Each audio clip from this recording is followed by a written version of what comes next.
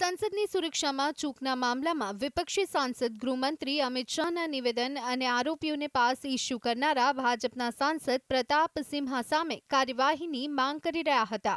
હંગામો કરવા અને ચેરનું અપમાન કરવાના આરોપમાં અત્યાર સુધીમાં વિપક્ષના 15 સાંસદોને સસ્પેન્ડ કરવામાં આવ્યા. Having taken serious note of the misconduct of Sri V.K. Srikandan, Sri Benny Benhan, Sri Mohammad Javed, Sri P.R. Natarajan, Mrs. Kanimoji, Sri K. Subramaniam, Sri S.R. Pratibhan, Sri S. Venkateshan and Sri Manikam Tagore, MPs in utter disregard to the House and to the authority of the Chair, having been named by the Chair, resolved that the above mentioned member be suspended from the service of the House from the remainder of the session under Rule 374(2).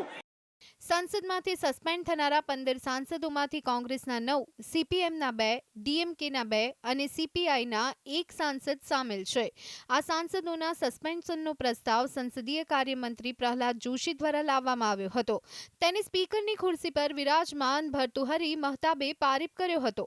આ સાંસદોને શિયાળુ સત્રના બાકી દિવસો માટે suspend કરવામાં આવ્યા છે. The question is that motion moved by Honorable Minister be adopted. Those in favor may say aye. Those against may say no. I think the ayes have it. The ayes have it. The motion is adopted. सभा की कार्रवाई शुक्रवार दिनांक 15 दिसंबर 2023 की प्रात 11 बजे तक स्थगित की जाती है. સંસદની સુરક્ષા ચૂકના મામલે ગુરુવારે વિપક્ષી ગઠબંધન ઇન્ડિયા એલાયન્સના ઘટક દળોની બેઠક થઈ હતી. તેમાં ગૃહમંત્રીના વિસ્તૃત નિવેદન અને ઘૂસણખોરી કરનારાઓને વિઝિટર્સ પાસ આપનારા ભાજપના સાંસદ પ્રતાપ સિંહા સામે કાર્યવાહીની માંગ કરવામાં આવી છે.